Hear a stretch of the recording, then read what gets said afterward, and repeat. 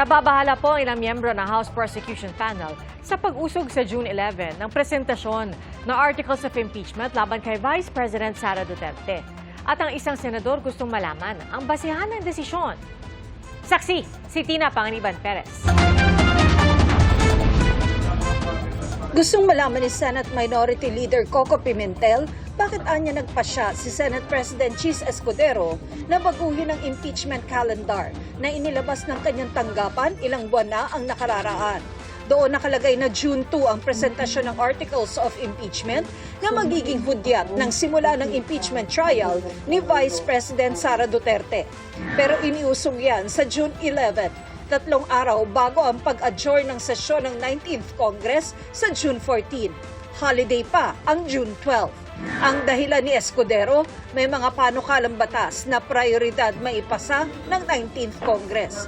Pero sabi ni Pimentel, ang bala ko sana, on the floor, tanungin ko siya bakit na-move ito. Pare-examine ko yung impeachment rules namin kasi ang naalala ko doon, may section doon or provision na kung makikita mo yung spirit ng rules,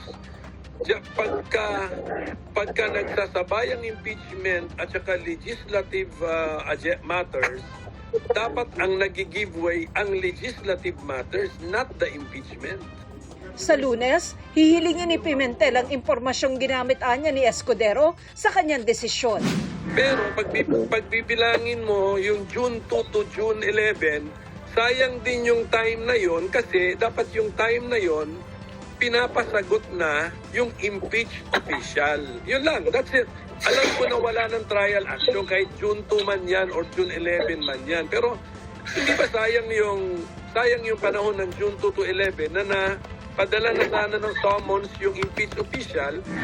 Tingin naman ni incoming party list Representative Laila De Lima na kasama sa magiging miyembro ng prosecution panel sa 20th Congress. Isa yan sa mga senyales na sa tingin ko may nangyayari, sa tingin ko meron na ganyang usapin that kino-consider na nila yan to kill the impeachment trial. Nai-imagine ko na come June 11 or 12, ay sasabihin na naman nila, okay, hindi na pwede. And they will say, okay, let's put it to a vote. They will put to a vote that very question of whether or not pwede na tayong magsimula. Kasi nga, hindi naman natin matatapos at the end, at the expiration of this Congress, kundi sa next Congress na. And hindi na tayo nung nakakasiguro kung the majority of them will say, okay, let's proceed.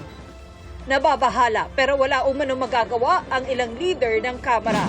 I accept the reason for delay of the Senate President. Anyway, what is 1 week? But as for any further delay, it's very bad for democracy. It's not a good reflection of how the Senate wants to proceed with this impeachment trial. May delay, may cause of delay. Doon lang tayo may konting apprehension kasi sayang yung oras. A few months ago, a few weeks ago, may naset na tayo na oras tapos biglang ganito na naman. Para mabuo na ang Senado bilang impeachment court, inirekomenda ng isang impeachment prosecutor na manumpa na ang mga senador bilang impeachment court judges pagkabasa ng Articles of Impeachment sa June 11. Further delay means that the Senate cannot constitute itself as the impeachment court if we will not hold sessions the following day on June 12 kasi holiday, di ba? Meaning wala pang senador ang makaka-take oath, magtatapos na ang 19th Congress kasi mag-adjourn na kami sinidye. So meaning wala pa ring impeachment court by June 13, June 14 kasi walang nag-take oath on a session day.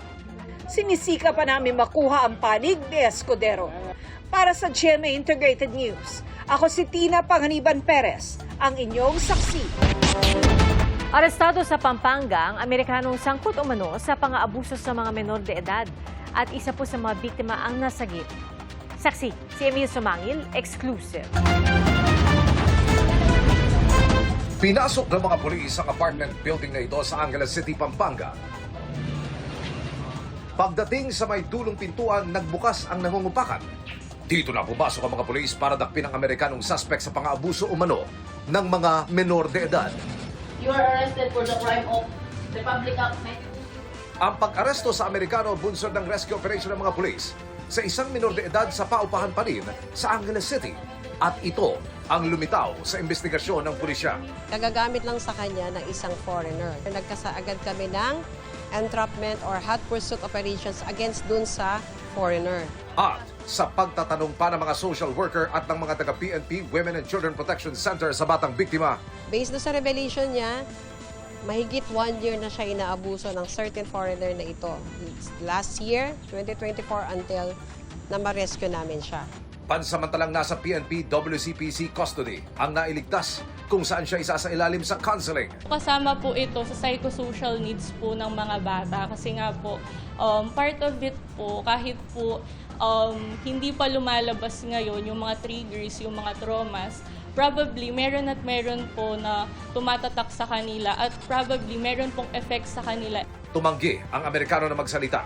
Ang pulis naman, ito ang panawagan sa mga magulang. Sa online, kailangan aware tayo sino mga kausap ng ating mga anak or kahit yung mga nagiging kaibigan, kailangan kilala natin upang magabayin natin sila. Para sa GMA Integrated News, Emil Subangil ang inyo. Saksi. Ipinag-utos ng Department of Transportation sa mga bus company na ayusin at pagandahin ang kanilang mga terminal.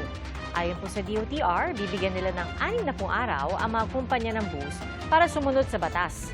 Mag-i-inspeksyon daw ang DOTR matapos ang unang 30 araw para tiyaking kumikilos at sumusunod ang mga kumpanya. Babala po ng DOTR ang mga terminal na hindi susunod ay posibleng ipasara at maaari ring patawan ng kaukulang parusa. Desidido ang DILG na ituloy ang kaso laban sa isang Russian vlogger na inireklamo ng ilang gwardya dahil sa kanya umunong panunuya. Saksi si June Veneracion. Ginawa niyang katatawanan ang mga secure sa BGC. Pati mga nakakasalubong sa kalsada, hindi nakaligtas sa kanyang panunuya. Magdadalawang buwan na ngayong nakakulong ang Russian vlogger na si Vitaly Sudorowetsky sa detention facility ng Bureau of Immigration dahil sa pagiging undesirable alien. Sabi ni Interior and Local Government Secretary John Vic Rimulya, sumulat sa kanya ang Russian vlogger. Sumulat sa akin na he is suffering from mental health issues daw. Issues. Ano yung pakiusap niya? Na kung pwede i-drop na yung mga kaso, na humingi siya ng patawad. No, I have a question for you. Pero ayon kay Rimulya, hindi pwedeng palampasin ang mga ginawa ni Vitaly. Sa susunod na linggo, sasampahan na raw siya ng kasong unjust vexation. Kaugnay ng reklamo, isinampa ng 3 gwardyang inalay niyang content sa altar ng social media. Batay sa resolusyon ng Prosecutor's Office ng Taguig, merong sapat na ebidensya para magkaroon ng reasonable certainty of conviction para sa krimeng unjust vexation. Ibinasura naman ng piskalya ang reklamong theft. Bago lumabas ang resolusyon ng Prosecutor's Office, nagtangka raw ang mga abogado ni Vitaly na aregluhin ang mga complainant na gwardya, sabi ni Rimulya. Mabuti na lang yung mga security guard ay matibay ang loob, hindi bumigay, at itutuloy natin yung kaso. Sinusubukan pa naming makuha ang panig ng mga abogado ni Vitaly. Para sa GMA Integrated News, June Veneracion ang inyo, saksi. Nasawi ang magkapatid na 14 at 16 anyos, pati na ang pinsan nilang 1 taong gulang nang matupok ang kanilang bahay sa bayan ng Bulacan. Batay sa inisyal na impormasyon, nakita umano sa loob ng bahay ang nasusunog na extension cord kung saan nakasaksak ng isang electric fan. Nangyari po ang sunog pasado 1:00 ng hapon kanina. Inaalam pa ang sanhi nito. Bibigyan po ng DSWD ng hanggang 80,000 pisong halaga ng tulong pangkabuhayan ang babae nag-viral matapos lumabas sa isang imbornal sa Makati. At ang iba pang naninirahan sa drainage, pinuntahan at aabutan din ng ayuda ng DSWD. Saksi si Oscar Oida. Matapos mag-viral ng kumalat ang mga kuha sa kanya habang lumalabas sa imbornal kamakailan. Ngayon, mistulang honorary social worker na ng DSWD si Carla. Hindi niya tunay na pangalan. Kanina nga, sinamahan pa niya si DSWD Secretary Rex Gatchalian para matunton at maabutan ng tulong ang mga sinasabi ni Carla na tunay umanong naninirahan sa mga drainage sa Makati. Pero wala silang inabutan sa nasabing lugar. Ang explanation niya, pag nabubulabog sila, nagpupunta sila doon sa SLEX. Kaya kami nagpunta sa SLEX kanina. Kasi yung kalahati nung nakatira sa ilalim ng drain, umaakyat doon, minsan doon sila natutulog pag nabubulabog yung kinalalagyan nila. At di naman sila nabigo. Ilan nga sa mga ito ang natuntun nila. Malungkot kami. Kasi 2023 nag-ooperate kami sa kalsada, sa flyover, sa underpass. Pero hindi namin sukat akalain merong nakatira sa loob ng drainage. Kaya ngayon, kasama na raw ang mga ito sa kanilang misyon na maiangat ang kalagayan. Di naman daw nila ito gagawin ng sapilitan. Hindi tayo gumagamit ng dahas. Kasi yung mga hindi sustainable na program, natatakot yung beneficiaryo kasi pag makakita lang sila na naka-uniforme, kanina tumakbo na kagad, nakita nyo nga. Na-evaluate namin yung intervention namin. Kami ang mag-a-adjust kung ano yung pwede pa naming gawin para hindi na siya bumalik. Ang ipapaabot daw na tulong ay di pare-pareho. Ibabase raw nila ito sa isinasagawang case management. Tulad ng ginagawa nila kay Carla na nakatanggap na umano ng paunang tulong. It's a gradual monitoring system. Hand-holding yan. Ang gagawin ng aming social worker, una bibigyan siya ng pauna. Katulad nga raw kagabi, nagsimula na sila mamili ng mga ibebenta doon sa tindahan.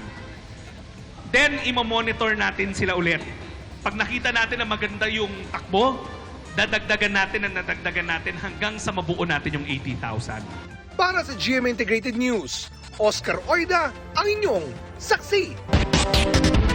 Nakatakdang maglagay ng mga cashless turnstile sa MRT3 at iba pang istasyon ng tren ayon po sa Department of Transportation. May cashless payment na rin ngayon, pero ang kaibahan ayon kay DOTR Secretary Vince Dizon, diretso na po ang pagbabayad ng pamasahe at hindi na kailangang bumili ng beep card. Pwede pong gamitin ang mga mobile app at credit card at itatap lang ang inyong cellphone para makapasok. Posibleng simulan daw yan sa darating na Hulyo. Sa gitna ng mga naitatalang kaso ng Mpox sa bansa, patuloy ang pagbabantay para hindi makapasok ang mas mabagsik na variant nito. Saksi, si Chino Gaston. Mandatory na ang pagsusuot ng face mask sa mga pampubliko at pribadong ospital at health facility sa Cotabato. Noong nakaraang buwan, nakapagtala ng kaso ng Mpox sa lalawigan. Sa Bacolod City, tututukan ng LGU, DepEd at iba pang ahensya ng gobyerno ang pagbabantay sa mga hotel, spa, palengke at transport terminals para mapigilan ang anumang outbreak ng Mpox. Hinikayat din nila ang mga taga-Bacolod na agad magpa-check up oras na may makitang sintomas ng sakit gaya ng mga rashes, lagnat, pananakit ng katawan at pamamaga ng lymph node. Ang impact ng transmission niya is through physical contact. I was inclined to form a task force but anytime kung mag-spike siya, we will do that. May coordination na kita sa NIR. I think the province is also doing their best to monitor ang aton mga entry points. Matapos namang magtala ng kaso ng Mpox sa Talisay City sa Cebu, pinaigting ng lokal na pamahalaan ang kanilang pagtugon. Ipinaalala ang regular na pag-disinfect lalo sa mga ambulansya at emergency vehicles. Sunod-sunod man ang mga na-detect na kaso ng Mpox sa bansa, hindi pa raw dapat mangamba ang mga Pilipino ayon sa Department of Health. Mild variant lang daw kasi o ang Mpox Clade 2 ang mga kasong nakikita dito. Gayunpaman, patuloy ang pagbabantay at pag-iingat na hindi makapasok ang mas malubhang Mpox Clade 1B variant sa bansa. All of them are Mpox Clade 2. Wala pa kaming nakitang Mpox Clade 1B sa Pilipinas. Yung 2, ano yun, very mild, self-limiting, at saka ang transmission niya, skin-to-skin contact. So very important mag-isolate. May mga cases tayong nireport na matay, pero hindi sila namatay from the Mpox. Namatay sila from advanced HIV. Walang gamot sa Mpox sa ngayon at isolation, tamang pag-aalaga lang at pahinga sa loob ng 2 hanggang 4 na linggo ang treatment para sa sakit. Para sa GMA Integrated News, Chino Gaston ang inyong saksi. Inaasahan po ang muling paggalaw ng presyo ng petrolyo sa susunod na linggo. Ayon po yan sa Oil Industry Management Bureau ng Department of Energy.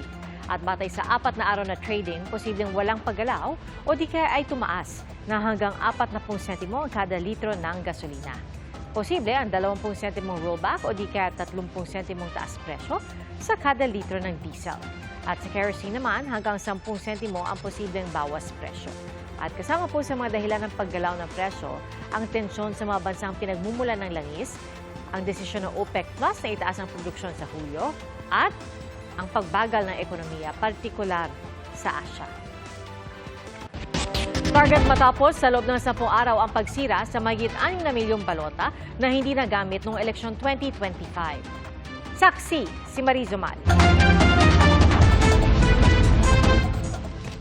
Mano-manong pinagpupunit ng mga tauhan ng National Printing Office ang mga balotang ito na hindi nagamit nitong eleksyon 2025.